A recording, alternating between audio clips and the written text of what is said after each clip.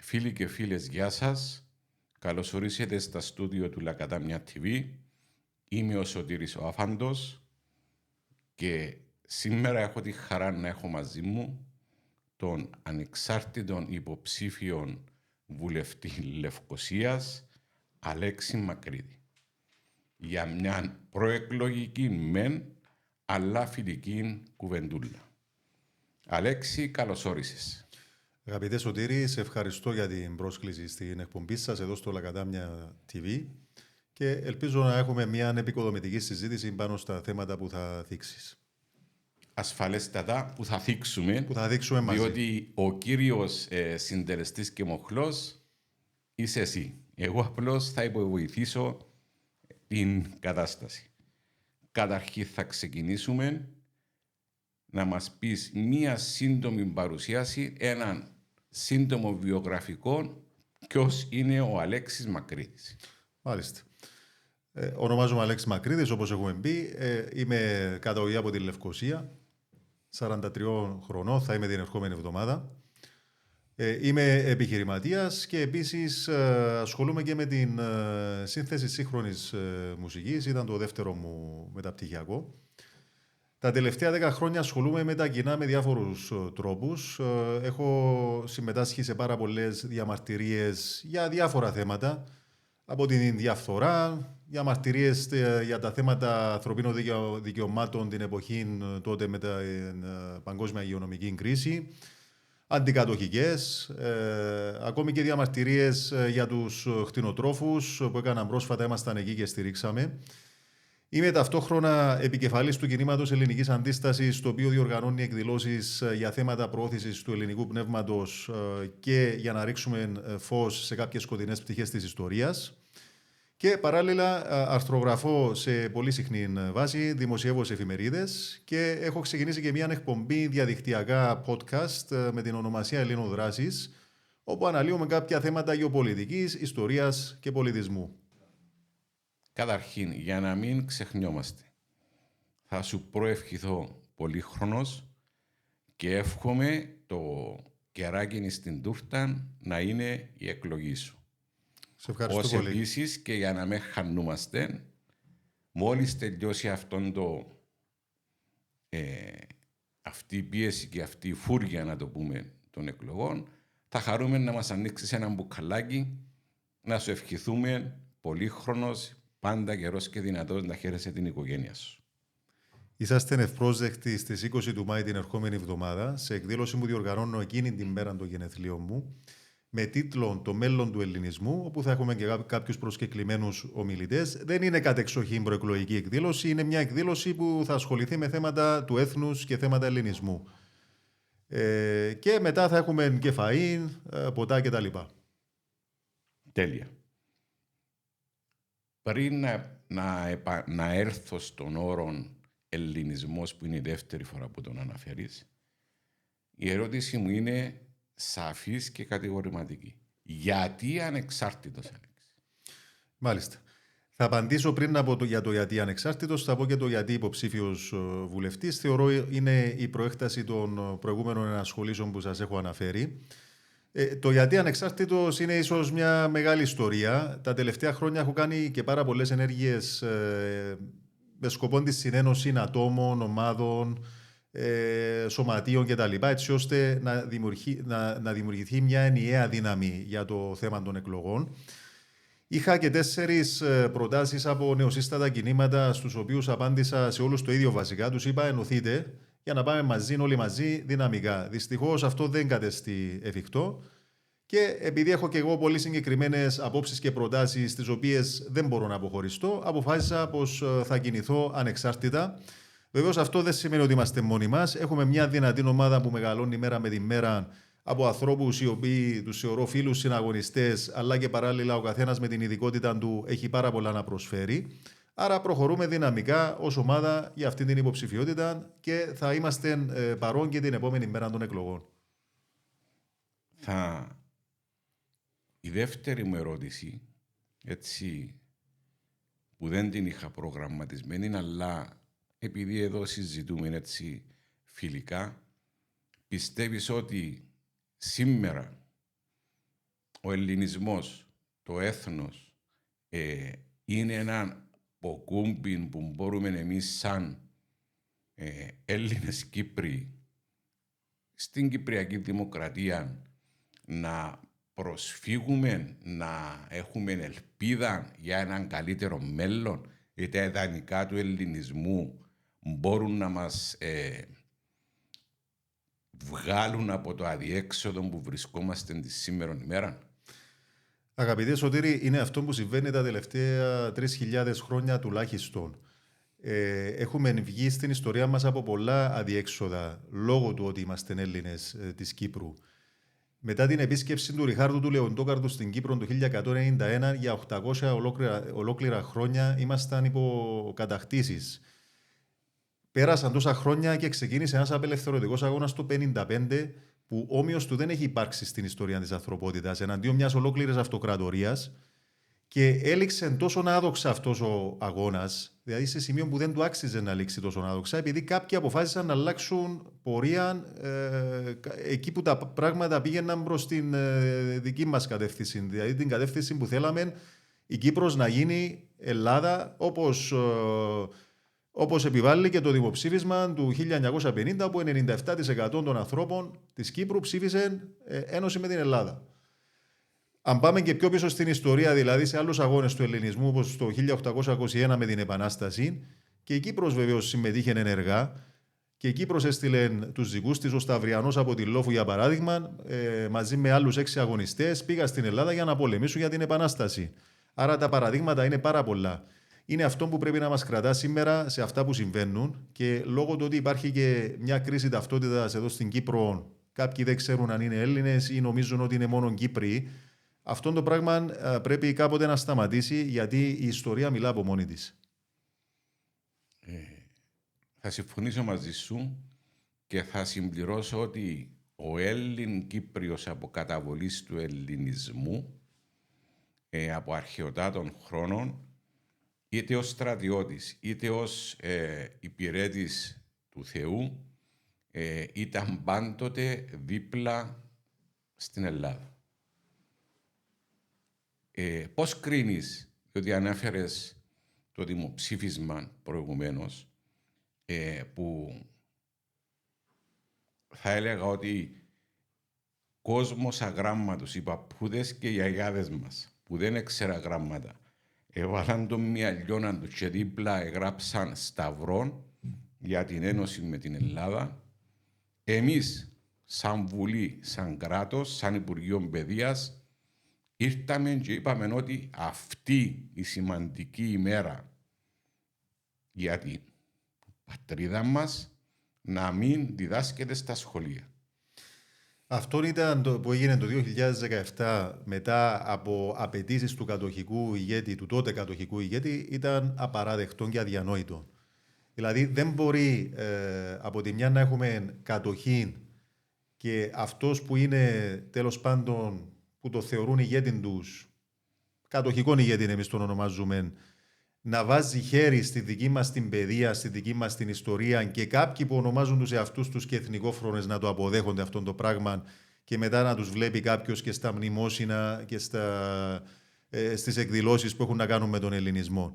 Είναι κομμάτι της ιστορίας μας. Δεν υπάρχει κάτι λάθος να διδάσκεται το ενωτικό δημοψήφισμα, όπως διδάσκονται και όλα τα άλλα τα θέματα της ιστορίας του ελληνισμού της Κύπρου στα σχολεία. Και τα Οκτωβριανά, για παράδειγμα, η Ελληνική Επανάσταση ή ένα σωρό άλλα γεγονότα, ο απελευθερωτικός αγώνας. Δηλαδή, αν ερχόταν κάποιος να μας πει ότι δεν θα διδάσκεται ο απελευθερωτικός αγώνας του 55-59, εμείς έπρεπε να πούμε ναι για να δείξουμε ότι ακολουθούμε τα μέτρα οικοδόμησης εμπιστοσύνης. Σωστό. Συμφωνώ πάλι μαζί σου. Ιδεολογικά τώρα, ο Αλέξης ο Μακρύδης, πού κινείται? Είμαι Έλληνας της Κύπρου. Θεωρώ ότι, όπως σας είπα προηγουμένως, η ιστορία μας παίζει σημαντικό ρόλο και στη διαμόρφωση του χαρακτήρα μας και στον τρόπο που σκεφτόμαστε, αλλά και στον τρόπο που συμπεριφερόμαστε. Πολλοί μιλούν για το τρίπτυχο, το πατρίς, πίστη, οικογένεια, αλλά τους βλέπεις ότι η συμπεριφορά τους και ο τρόπος που αντιδρούν δεν συνάδει με αυτόν το τρίπτυχο. Σε αυτό θα πρόσθετα και την παιδεία. Θα το έκανα τετράπτυχο, γιατί η παιδεία είναι πολύ σημαντικός παράγοντας. Ασφαλώς. σε ό,τι έχει σχέση με το άτομο και στην εξέλιξη του ατόμου. Σε ό,τι αφορά κοινωνικά θέματα, είμαι πολύ υπέρ της να υπάρχει ισονομία, να υπάρχει ισότητα στην κοινωνία μας. Υπάρχει τεράστια ανισότητα και μεγάλο χάσμα μεταξύ των τάξεων. Αυτό είναι ένα σοβαρό θέμα που πρέπει να το δούμε. Βιώνουμε τον άκρατον καπιταλισμό, παγκόσμιους κολοσσούς, αυτή την παγκοσμιοποίηση, τραπεζοκρατία, να αρπάζουν τα σπίτια του κόσμου. Αυτά είναι πράγματα που πρέπει στην κοινωνία μας να βελτιωθούν, έτσι ώστε να συνάδουν όλα οι αρχές βασικά του ελληνισμού μαζί με τις αρχές μιας κοινωνίας που διακατέχεται από ισονομία, ισότητα και δημοκρατία. Πώς κρίνεις αυτήν την ευρωπαϊκή διρεκτίβα ή τέλος πάντων προώθηση ορισμένων θεμάτων που εμείς ως Έλληνες, Κύπροι και Χριστιανοί Ορθόδοξοι τα θεωρούμε μη φυσιολογικά, τα αποδεχόμαστε μεν, αλλά έχω την εντύπωση ότι η πίεση που δεχόμαστε εμάς τους παραδοσιακούς φυσιολογικούς ανθρώπους έρχεται να μας κάνει να νιώθουμε μειονεκτικά. Και ένα μικρό παράδειγμα είναι η έναρξη των Ολυμπιακών Αγώνων και η έναρξη προψές του καρναβαλιού, θα το πω έτσι, του τσίρκου της Eurovision, όπως εκατάντησε, για την άποψη μου μια μη φυσιολογική παρουσίαση, όμως τη σέβομαι, πρόσεξε. Το σέβομαι, αλλά είναι το μήνυμα που περνά στην νεολαία μας. Και επειδή η νεολαία μας είναι το μέλλον μας, πες μου 2 λόγια και αυτό, σε παρακαλώ. Αγαπητέ Σωτήρη, απλώς να σου αναφέρω ότι το τσίρκο της Eurovision προτιμώ να μην το παρακολουθώ. Όπως και τα καρναβάλια και άλλες συνήθειες που έχουμε, τις οποίες δεν θεωρώ ούτε χριστιανικές, ούτε έχουν κάποιον ηθικό υποβαθρό, το οποίο μπορώ να δικαιολογήσω, ας πούμε. Τώρα, αυτό το θέμα που θίγεις για τις διάφορες διρεκτίβες κτλ. Είναι ένας από τους βασικούς άξονες αυτής της υποψηφιότητας. Δηλαδή, το ποια κατεύθυνση δεχόμαστε εμείς στην Κύπρο και στην Ελλάδα από ξένα κέντρα αποφάσεων. Όσον αφορά την παιδεία μας, για παράδειγμα, με την ένταξη της σεξουαλικής διαπαιδαγώγησης, ακόμη και σε νήπια ακούει κάποιος. Να μαθαίνουν τα μωρά τώρα για ένα σωρό φύλλα τα οποία είναι ανύπαρκτα στην ουσία. Η βιολογία αναγνωρίζει μόνο 2 φύλλα. Τα υπόλοιπα είναι κομμάτι της στο μυαλό του καθένα και δικαίωμα στον καθένα να θέλει να πιστεύει ότι είναι δέντρο ή αν θέλει να πιστεύει ότι ως άντρας τελικά είναι γυναίκα, είναι αναφέρετον του δικαίωμα. Το σεβόμαστε. Το σεβόμαστε. Ακόμη και στο υπνοδωμάτιο του καθένας μπορεί να κάνει ό,τι θέλει. Φτάνει να μην παρελάβει δημόσια και να ντροπιάζει τη θρησκεία, να ντροπιάζει τον Χριστό και να ντροπιάζει τον θεσμό και την αξία της οικογένειας. Αυτά τα πράγματα δεν μπορούμε να τα αποδεχτούμε. Επίσης, το θέμα με τις υιοθεσίες παιδιών από ομοφυλόφιλους και τους ομοφυλοφιλικούς γάμους, αυτό είναι κάτι που όχι μόνο η θρησκεία, αφού είμαστε χριστιανικό κράτος, δεν μπορεί να το επιτρέψει, αλλά ούτε και η ίδια μας η κοινωνία, από τη στιγμή που στην ίδια τη φύση μας ένα παιδί χρειάζεται τόσο τη μάνα, την εικόνα της μητέρας και την εικόνα του πατέρα. Άρα η εικόνα ενός παιδιού που μεγαλώνει είτε από 2 γυναίκες είτε από 2 άντρες, για το δικό μας το μυαλό, το φυσιολογικό τέλος πάντων, είπαμε χωρίς να κρίνουμε τους άλλους, είναι κάτι το αφύσικο. Και αυτά τα πράγματα θα πρέπει ως πολιτεία να τα κοιτάξουμε πιο σοβαρά, αντί να τρέχουμε να ψηφίζουμε νόμους. Έχω την εντύπωση ότι το 2023 ψηφίστηκε νόμος για τη σεξουαλική διαπαιδαγώγηση στα σχολεία. Δεν ξέρουμε τι έγινε από τότε μέχρι σήμερα, τι έχουν εντάξει, τι σκέφτονται να εντάξουν σε αυτά. Αλλά το θέμα είναι ότι πρέπει και μέσα από την Βουλή να είμαστε πιο προσεκτικοί πάνω σε αυτά τα θέματα και να λαμβάνουμε υπόψη τόσο τις αρχές, τις αξίες μας, αλλά και σε τι κράτος ζούμε. Ζούμε σε ένα χριστιανικό, ελληνικό κράτος. Άρα, ένας βασικός πυλώνας της υποψηφιότητας σου είναι το ότι ναι, μεν είμαστε στην Ευρωπαϊκή Ένωση, αλλά πρέπει να μάθουμε να λέμε κάποτε και όχι στις Βρυξέλλες. Διότι όλες οι διαταγές, δεν θα το έλεγα διαταγές, όλες οι διρεκτίβες και όλα τα guidelines, τώρα μου διαφεύγει ο ελληνικός όρος, Τις υποδείξεις, ας πούμε. τις υποδείξεις έρχονται από τις Βρυξέλλες. Πάμε σε έναν άλλο σημαντικό θέμα. Αιώνιον κυπριακών πρόβλημα. Στην ανακατάταξη στην περιοχή μας με τα διάφορα γεγονότα. Ποια είναι η άποψη σου επιτέλους, τι μπορούμε να κάνουμε και τι πρέπει να κάνουμε για το πρόβλημα μας? Μάλιστα. Καταρχάς να αναφέρω ότι για μένα το εθνικό ζήτημα είναι πρώτο στη λίστα. Έχουμε θέσει 4 βασικούς άξονες αυτής της υποψηφιότητας. Πρώτον είναι το εθνικό, το κυπριακό. Στηρίζουμε το δόγμα της απελευθέρωσης και γεωστρατηγικής σύζευξης μεταξύ Ελλάδας-Κύπρου.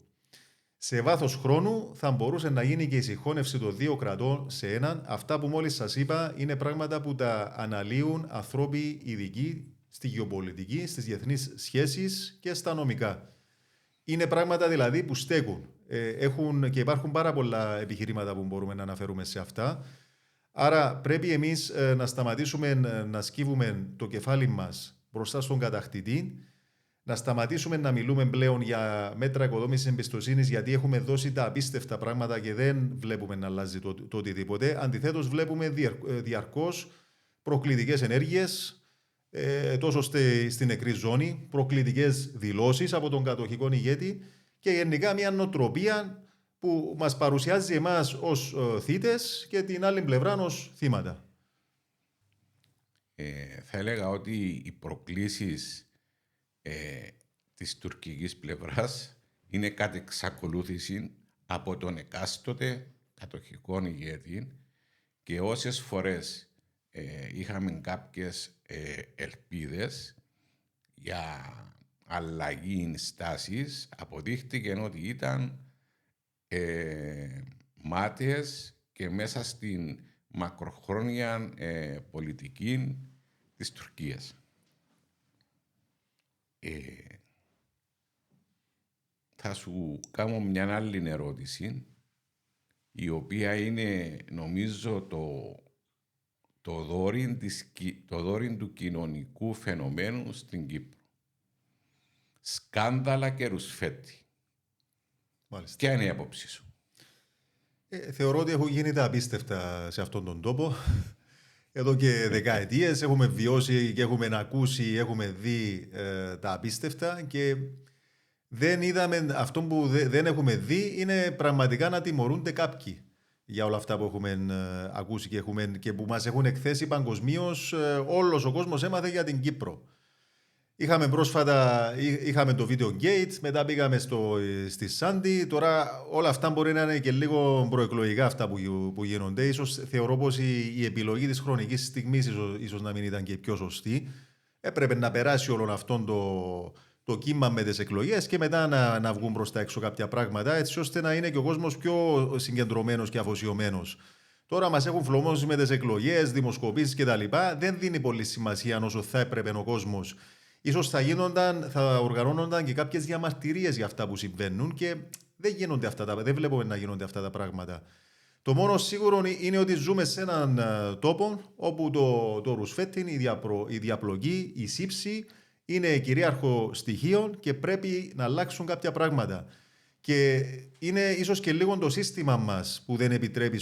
Δηλαδή, οι βουλευτές στην Κυπριακή Βουλή ως ένα σημείο μπορούν να βάλουν κάποιες προτάσεις κτλ. Αλλά όταν έρθει ένας πρόεδρος της Δημοκρατίας και αναπέμψει μια πρόταση, τι μπορεί να κάνει άλλο ο βουλευτής? Είναι και λίγο το σύστημα μας που πρέπει κάπως να βελτιωθεί. Χρησιμοποίησες προηγουμένως μια πολλά ώρα λέξη, την οποία σημείωσα. Σύζευξη. Πολιτική. Θεωρείς ότι με τις σημερινές καταστάσεις, με το υγραέριο, με τα οικόπεδα για το πετρέλαιο, με την αναμπουμπούλα που γίνεται γύρω-γύρω που το νησί μας, η πολιτική να είμαστε σύμμαχοι με το Ισραήλ είναι σωστή?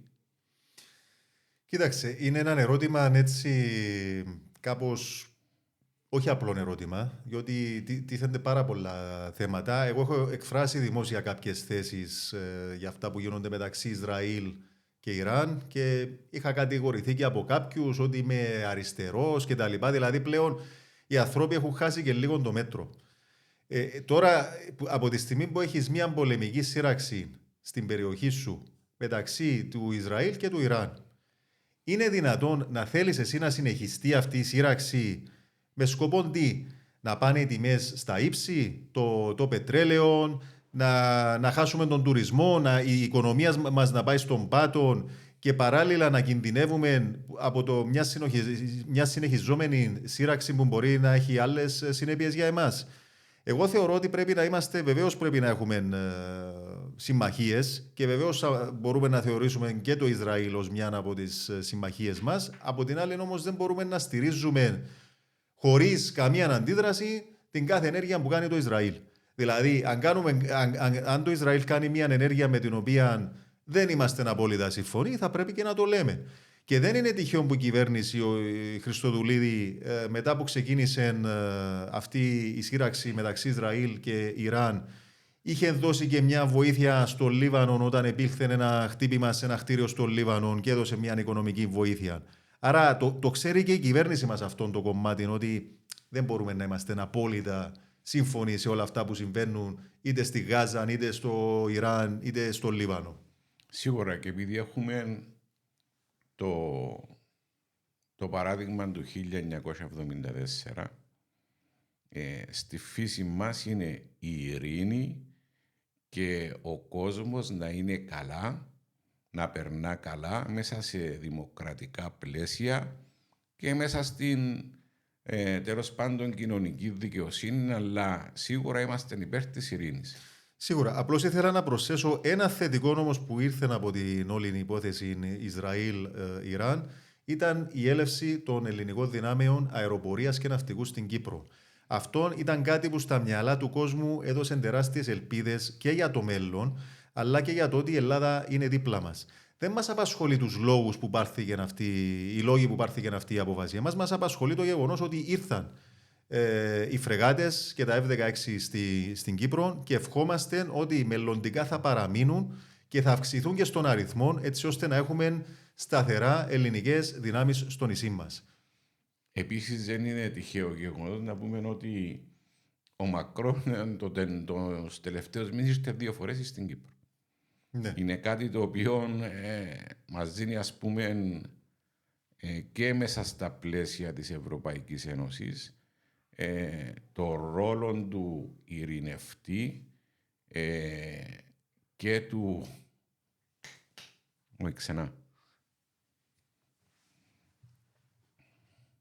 Δεν είναι τυχαίο που ο πρόεδρος της Γαλλίας, ο Μακρόν, ήρθε 2 φορές τον τελευταίο καιρό στην Κύπρο για να επιβεβαιώσει τη συμπαράσταση της Ευρωπαϊκής Ένωσης και της Γαλλίας ειδικά, διότι η Ευρωπαϊκή Ένωση, εντάξει, μας έχουν... ο κόσμος είναι με την εντύπωση ότι η Ευρωπαϊκή Ένωση έχει Ευρωπαϊκό στρατό. Ευρωπαϊκός στρατός δεν υπάρχει. Η Γαλλία όμως και η Ελλάδα έδειξαν ότι είναι κοντά μας και είναι δίπλα μας. Πάνω σε αυτό που είπες, Σωτήρη, απλώς να συμπληρώσω πως έχω την εντύπωση με αυτά που γίνονται τελευταίως και που ακούγονται από πλευράς Ευρώπης, ότι υπάρχει μια προδιάθεση για τη δημιουργία ενός ευρωπαϊκού στρατού και βλέπουμε έτσι να έχει και δημιουργηθεί ένα ρήγμα μέσα στο ΝΑΤΟ και μεταξύ των ΗΠΑ και της Ευρώπης. Θα το δούμε πώς θα εξελιχθεί στην πορεία. Βεβαίως είναι άλλο ζήτημα αν θα πρέπει να υπάρχει ή όχι ευρωπαϊκός στρατός. Αλλά σίγουρα εμάς εκείνο που μας ενδιαφέρει περισσότερο είναι, όπως έχω πει προηγουμένως, η έλευση των ελληνικών δυνάμεων στο νησί μας. Ανεξάρτητος υποψήφιος. Μόνος στηρίζεσαι από κάποιες άλλες, ας πούμε, δυνάμεις, κάποιον παρασκήνιον. Ρωτώ σε τσίσια διότι ακούμε πολλά και διάφορα και θα ήθελα έτσι ειλικρινά να μου πεις δυο λόγια για τούτο. Μάλιστα. Όπως έχω αναφέρει και στην αρχή της συζήτησης μας, έχω μια ομάδα στήριξης μου αυτής της υποψηφιότητας. Είναι άτομα τα οποία γνωρίζω τους περισσότερους τουλάχιστον εδώ και αρκετά χρόνια και έχουν διάφορες ειδικότητες. Έχουμε στρατιωτικό, έχουμε νομικό, δικαστικό, άτομο της τεχνολογίας, μοριακό βιολόγο. Έχουμε πάρα πολλές ειδικότητες. Αυτά τα άτομα, αυτό που μας δένει είναι κυρίως και τα θέματα χαρακτήρα, διότι όπως έχω πει προηγουμένως, η παιδεία και ο χαρακτήρας είναι πολύ σημαντική παράμετρος, αλλά και τα θέματα τα ιδεολογικά. Αυτά είναι που μας συνδέουν και ο σκοπός μας είναι ότι θα παραμείνουμε, θα είμαστε παρόν και την επόμενη μέρα, διότι είμαστε όλοι άτομα ενεργά. Επίσης, έχω τη στήριξη του κινήματος Ελληνικής Αντίστασης, το οποίο είμαι και ως επικεφαλής του, αλλά τα άτομα που απαρτίζουν αυτό το κίνημα στηρίζουν, ο καθένας με τον τρόπο που μπορεί. Και έχω και στήριξη από άλλες ομάδες. Κάποιες από αυτές το έχουν δηλώσει δημόσια, κάποιοι άλλοι προτιμούν να προβαίνουν σε ενέργειες με τον δικό τους τρόπο. Αυτό που έχει σημασία είναι ότι οι ομάδες μας και τα άτομα που έχουμε κοντά μας μεγαλώνουν μέρα με τη μέρα. Ταυτόχρονα να σου πω, Σωτήρη, ότι μιλούμε καθημερινά με κόσμο σε διάφορους χώρους. Έχω βγάλει και κάποια βίντεο που μιλούμε με κόσμο και ζητούμε και τις απόψεις του κόσμου. Να μας πει για το σύστημα, για τα κόμματα, το κατεστημένο, τι πιστεύουν για τους ανεξάρτητους, αν υπάρχει ελπίδα. Όλα αυτά γίνονται σε καθημερινή βάση και καθημερινά χτίζεται αυτή η δυνατή ιδέα ότι μπορεί και ένας ανεξάρτητος ή και πολλοί ανεξάρτητοι σε μια αναμέτρηση κάποτε να μπουν και στη Βουλή. Αυτό είναι απόλυτα εφικτό. Άρα, το επιτελείο του Αλέξη Μακρύδη έχει μια εγκάμα σφαιρική και μπορεί, ας πούμε, να εκφέρει γνώμη για τα κοινωνικά θέματα ή για τα προβλήματα που κάποια είναι εξειδικευμένα. Διότι εμείς εδώ μάθαμε κάθε πρωί στο ράδιο. Παράδειγμα, οι βαλιστικοί πυράβλοι του Ιράν μπορούν να χτυπήσουν την Κύπρο. Διάφοροι και πολλοί βουλευτές βγαίνουν να αναλύσουν το θέμα, λες και είναι, στρατηγικοί αναλυτές ή Τούτον είναι ένα φαινόμενο που κυριαρχεί στην κοινωνική μας ζωή. Επίσης,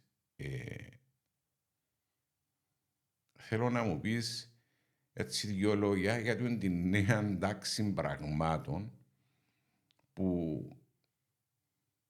δεν θέλω να μπω βαθιά να το αναλύσουμε.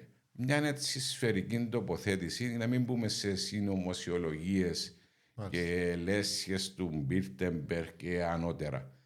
Πώς το κρίνεις εσύ σαν ένας απλός άνθρωπος τούτην την νέα τάξη πραγμάτων που προσπαθεί να μας επιβληθεί? Μάλιστα.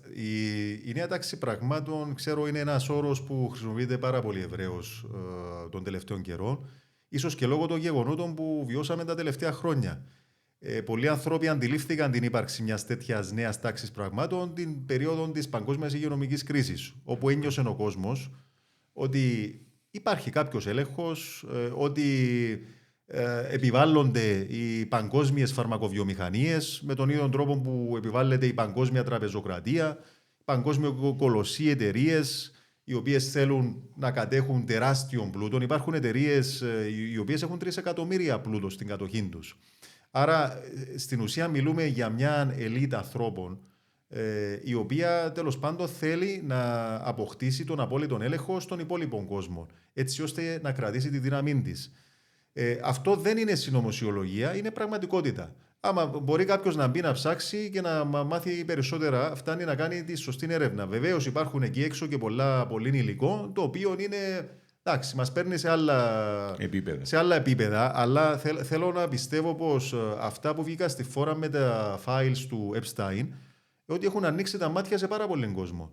Κάποια πράγματα που ούτε εγώ ίδιος δεν τα πίστευα, για παράδειγμα κάποιες τελετές και τα λοιπά, έχουν βγει στους φάκελους αυτούς, δεν το λέω εγώ. Το λένε αυτά τα δεδομένα που έχουν βγει στη φόρα. Άρα, με βάση αυτά, είναι γεγονός ότι υπάρχει κάτι που προσπαθεί να μας επιβληθεί με αυτόν τον τρόπο. Και εμείς πρέπει να το αντιμετωπίσουμε. Θα χρησιμοποιήσω τους στίχους από έναν τραγούδι που λέγει ο Χαλκιάς, «Μικρός λαός και πολεμά, δίχως σπαθιά και βόλια». Η Κύπρος μας, η μικρή Κύπρος, θεωρείς ότι σε τούτον τον κικαιώναν, καλός ή κακός, σε τούτον τον κικαιώναν που γίνεται γύρω μας, διότι πάντα, παράδειγμα, στην κρίση του Σουέζ πάλι είμαστε μες στη μέση, παρόλο που είμαστε υπό αγγλική κατοχή. Ό,τι κινήταμε γύρω-γύρω, φταίουμε εμείς. Νομίζεις ότι έχουμε ελπίδες να αντεπεξέλθουμε που τούτον τον κικαιώνα? Αγαπητέ Σωτήρη, η θέση της Κύπρου είναι αναμφισβήτητα πολύ στρατηγική θέση. Και αυτόν το έχουν αντιληφθεί αιώνες τώρα όλοι οι κατακτητές που ήθελαν να βρίσκονται στην Κύπρο. Οι Ρωμαίοι, οι διάφοροι, οι Λουζινιάνοι, οι Ενετοί κτλ. Οι Οθωμανοί. Ακόμη και σήμερα η Κύπρος θεωρείται. Οι Εγγλέζοι βεβαίως μέχρι σήμερα διατηρούν τις βάσεις τους. Μας το έχουν επιβάλει και δια του συντάγματος που μας έχουν δώσει το 1960. Και η Κύπρος είναι αδιαφυσβήτητα έναν αεροπλανοφόρο φυσικό στην Ανατολική Μεσόγειο. Και σε αυτήν την περιοχή της Μεσογείου, επειδή γίνονται πολλά και διάφορα, ειδικά στη Μέση Ανατολή, πολέμοι, κρίσεις, είναι τα πετρέλαια, είναι ο φυσικός πλούτος, τώρα έχουμε και εμείς το φυσικό αέριο που μας δίνει ακόμα περισσότερο, ακόμα μεγαλύτερη αξία στην Κύπρο. Άρα όλοι θέλουν ένα κομμάτι από την Κύπρο. Και κάτι που αξίζει να αναφέρουμε, μιας και έφερε στο θέμα, είναι και το θέμα που είχαμε και τα πρόσφατα γεγονότα που κάποιοι άνθρωποι, ειδικά από το Ισραήλ, έρχονται στην Κύπρο και αγοράζουν τεράστιες εκτάσεις γης χωρίς να υπάρχει κάποιον όριο, χωρίς να υπάρχει κάποιος έλεγχος. Και αν αυτό το πράγμα συνεχιστεί, διότι για το Ισραήλ η Κύπρος είναι μια διέξοδος κινδύνου. Το Ισραήλ είναι περικυκλωμένο από αραβικές χώρες και η μόνη διέξοδος που έχει είναι προς την Κύπρο και μετά προς τον υπόλοιπο κόσμο. Άρα είναι λογικό οι Ισραηλίτες να θέλουν να έχουν ιδιοκτησία, περιουσία και να ζουν στην Κύπρο πολλοί από αυτούς και να κάνουν τις επιχειρήσεις τους λόγω του ότι έχουμε και ένα σύστημα που βοηθά μέσα από τον χαμηλό εταιρικό φόρο και κάποιες άλλες τέλος πάντων υποδομές που βοηθά αυτούς τους ανθρώπους ώστε να βρίσκονται εδώ. Αλλά και σε αυτό πρέπει να βάλουμε έναν όριο. Άρα είναι πολλές οι πτυχές που απαντούν το ερώτημα γιατί η Κύπρος είναι τόσο αρεστή προς όλους τους ξένους και τις μεγάλες δυνάμεις κυρίως. Εάν ο Αλέξης Μακρύδης εκλεγεί, εγώ θα το θεωρήσω γροθιά στο κατεστημένο. Διότι από καταβολής της Κυπριακής Δημοκρατίας υπάρχει έναν πολιτικό κατεστημένο. Είτε μας αρέσει, είτε δεν μας αρέσει. Εσύ θεωρείς ότι θα είναι όντως μια γροθιά στο κατεστημένο?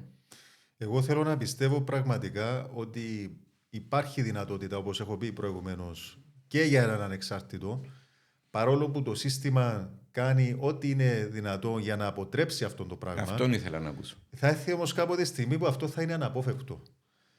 Κάποτε και τα κόμματα θα χάσουν τη δύναμη που έχουν σήμερα. Ήδη χάνουν. Αυτό φαίνεται ότι χάνουν. Ξεκάθαρο. Ναι, απλώς το πρόβλημα είναι ότι δημιουργούνται πάντα και καινούργια κόμματα. Πιάνουν και αυτά μέρος της δύναμης.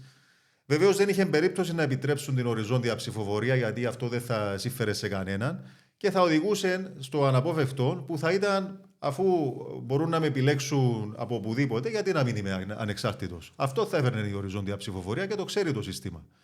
Όμως, όπως είπες και εσύ, Σωτήρη, είναι πολλά τα χρόνια από το 1960 μέχρι σήμερα που έχουμε αυτήν την κομματοκρατία και αυτήν την πελατειακή σχέση μεταξύ ψηφοφόρων και κομμάτων. Με έναν ανεξάρτητο δεν μπορεί να συμβεί αυτό το πράγμα. Διότι ο ανεξάρτητος δεν είναι μια κατάσταση που σιγά σιγά. Ναι, και οι άνθρωποι φθύρονται, αλλά είναι πιο εύκολο να φθαρεί μια κατάσταση στο σύνολο παρά έναν άτομο. Το άτομο, αν χάσει την εμπιστοσύνη από τον κόσμο ή από τους ψηφοφόρους του, θα τον εγκαταλείψουν. Άρα, όταν τον εγκαταλείψουν, θα παραμείνει αδύναμος. Ενώ το κόμμα πάντα βρίσκει τρόπους να επανέρχεται και να αυξάνει τη δύναμή του. Τους τελευταίους 6 μήνες πόσους κουμπάρους έκαμες? Κοίτα, είχα πάρα πολύ κόσμο που με προσέγγισε και κάποιοι ήθελαν και κάποια ανταλλάγματα. Να σου πω την αλήθεια, Σωτήρη, αφού μιλούμε και ευθέως μεταξύ μας, τους έκανα να καταλάβουν ότι αυτά δεν παίζουν εδώ. Δεν είμαστε τέτοιου είδους υποψηφιότητα. Εμάς η δική μας υποψηφιότητα βασίζεται πάνω σε αρχές, σε αξίες, ό,τι λέμε το εννοούμε.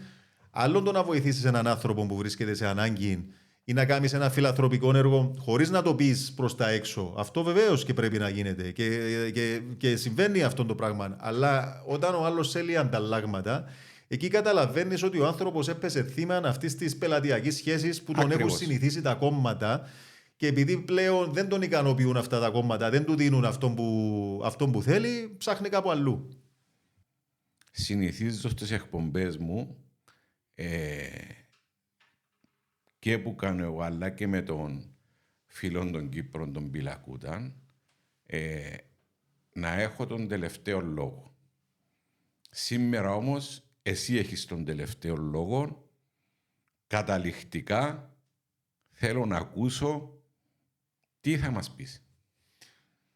Εγώ θέλω να πω σε όλους τους ανθρώπους που μας βλέπουν, που μας ακούν, που θα δουν αυτή την εκπομπή, ότι ήρθε η στιγμή να δώσουμε έναν μπάτσο στο σύστημα, αυτό που αναφέραμε προηγουμένως, αυτό το διεφθαρμένο σύστημα κομματοκρατίας που βιώνουμε τα τελευταία 60 και κάτι χρόνια, που έχει οδηγήσει τους νέους μας να φεύγουν, να πηγαίνουν στο εξωτερικό για να βρουν δουλειά, διότι έρχονται με πτυχία, διπλώματα στην Κύπρο και δεν μπορούν να επιβιώσουν, που οδήγησε πολύ κόσμο στην εξαθλίωση, που πιάνουν τα σπίτια του κόσμου και που μας έχουν κάνει πολλές φορές να ντρεπόμαστε και για την καταγωγή μας.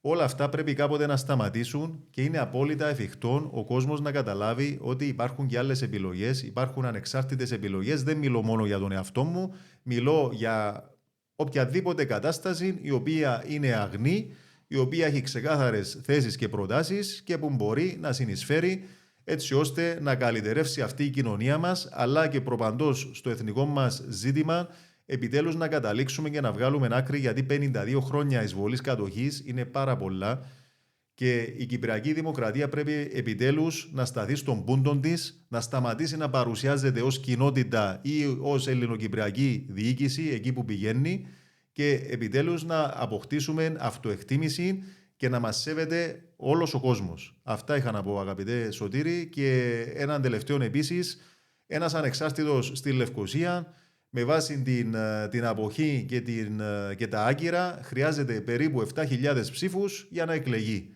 Νομίζω πως είναι ένας αριθμός, δεν είναι αστρονομικό, δεν είναι εύκολο σίγουρα, αλλά δεν είναι το αστρονομικό νούμερο. Με τη στήριξη όλων και με τη στήριξη του κόσμου μπορούμε.